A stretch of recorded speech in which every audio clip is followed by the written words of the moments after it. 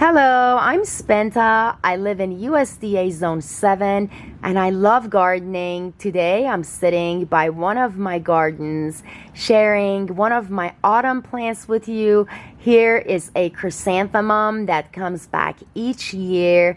Chrysanthemums are really gorgeous plants and really low maintenance, so I highly recommend them for your gardens as they do come in a variety of colors. They can add that beautiful coloration to your autumn gardens, and they do return each year. So if you're looking into low maintenance flowers for your autumn gardens, chrysanthemums are a way to go.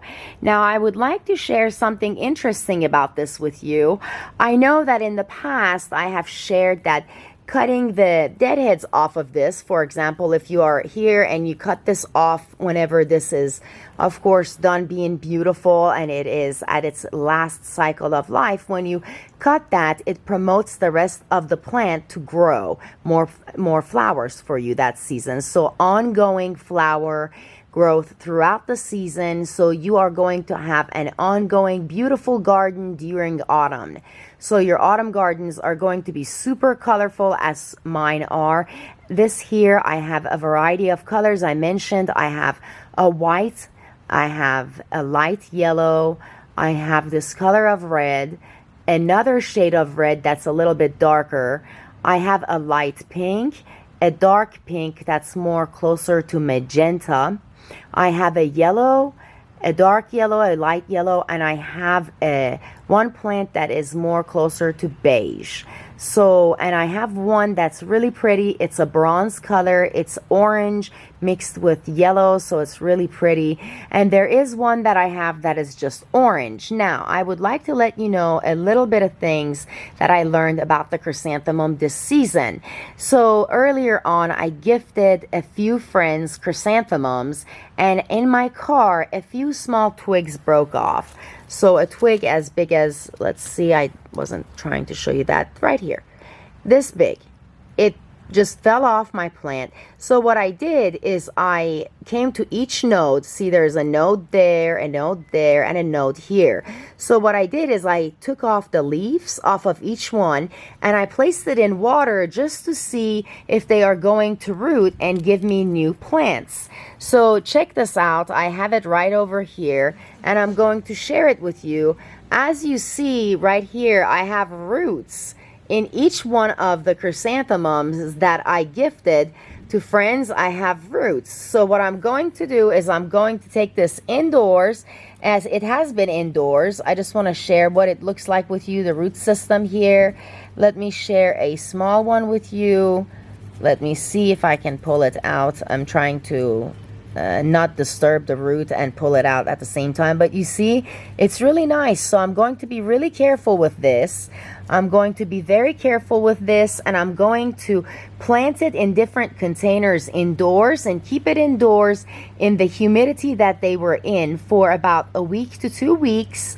And then I'm going to introduce them to outside weather. So I will be acclimating them by placing them outdoors near my gardens, someplace near, maybe perhaps by the side over there, or maybe someplace over there, or just by the side of my gardens on the other side. And I'm going to see how they do. And after that, I'm going to plant them in my gardens. So this is really nice. That I saved the twigs, and I didn't know that they are going to return. So I was working in my gardens today, and today one of the twigs fell off, this one right here. This, as you can see, it fell off, and I thought to myself, well, oh, it's a good chance to take the dead head off. Right here is where you take the dead head off. I'm going to do that, see? And this here, if you save it and let it dry on the plant, it will produce some seeds for you, and then you can grow chrysanthemums from seeds. So there you go. And today I'm sharing how to grow chrysanthemums in your gardens by producing them here via roots right here, by rooting each small section of the plant, just the cut off by cutting. So you can take cuttings and place it in water and they will grow more. And here it is, this here, I'm going to do that to this here. So I will be placing it in water right now, and it will perk up this plant will perk up and it will be green again. It takes a little bit of time, so don't give up. If it's going to take a day or two for your plant to perk up, don't give up. Another suggestion I have, that I left it like this, but I wanted, and I've been cutting some here and there, but I wanted to share some with you. They will flower. They will go into this here. It will still flower indoors if you're keeping it near a window. I want to let you know that by letting this flower, it takes energy away from the root system. So if you're wanting to have a strong root system, go ahead and start taking these little flowers off like this. I know it's just flowers that are going to be beautiful one day, but if you take it off, it promotes the base of the plant to grow more roots and stronger roots, so you can go ahead and have more beautiful flowers.